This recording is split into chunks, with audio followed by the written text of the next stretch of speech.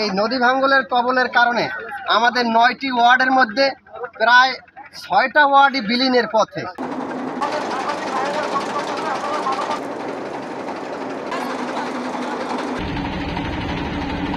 যে আমাদের দুর্গাবাসা ইউনিয়নটা হলো দীর্ঘদিন ধরে প্রায় ৪০ বছর ধরে এই দুর্গাবাসা ইউনিয়নের নদী ভাঙ্গন কবলে পড়ে আছে।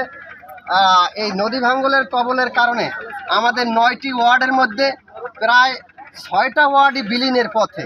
তার আংশিক কিছু আছে ৭, ৮, ৯, ৪, ৫, ৬ এই ৬টা ওয়ার্ড বিলীনের পথে। এখন শুধুমাত্র আমাদের মাঝে ৩টে ওয়ার্ড ১, ২, ৩ এই ৩টে ওয়ার্ড আমাদের মাঝে আছে। কিন্তু দুঃখের বিষয় আপনাদেরকে কি বলবো যে এই ৩টে ওয়ার্ডও এখন বিরাট একটা অংশ এই অল্প কিছুদিনের মধ্যেই ভেঙে যাচ্ছে। অতএব আপনারা লক্ষ্য করে দেখবেন যে পাটকাঠি থেকে ঘোষকাঠি রাস্তার উপর কত মানুষ কত কষ্টের সাথে জীবনযাপন করছে নদী ভাঙনের কারণে। বিভিন্ন বন্যায় বিভিন্ন প্লাবনে মানুষের ঘর বাড়ি তছনছ হয়ে যাচ্ছে, মানুষ খুব অশান্তির মধ্যে জীবনযাপন করছে। আর বিশেষ করে বলবো ১, ২, ৩-এ একটি ফাজেল মাদ্রাসা আছে, একটি আলেম মাদ্রাসা আছে, মহিলা মাদ্রাসা আছে, ২টি মাধ্যমিক বিদ্যালয় সহ অসংখ্য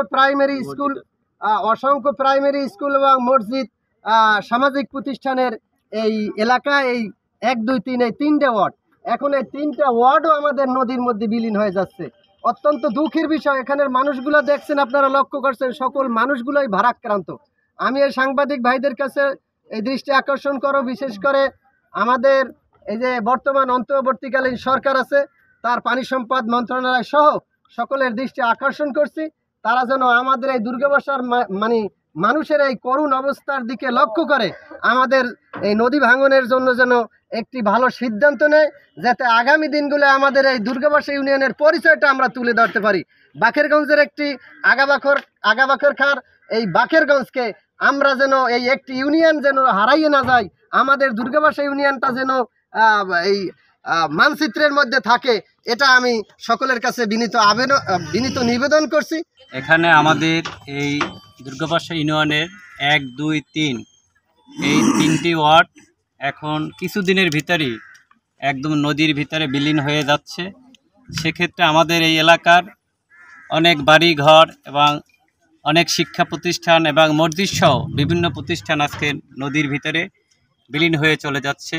তাই আমি সকল পানি উন্নয়ন বোর্ড এবং আমাদের সরকারের সকল ঊর্ধ্বতন কর্মকর্তার কাছে আকুল আবেদন করব যে আমাদের এই এলাকার এই মসজিদ সহকারে এই এলাকার বিভিন্ন শিক্ষা প্রতিষ্ঠান এবং বাড়িঘর রক্ষার্থে তাদের দৃষ্টি আকর্ষণ করছি।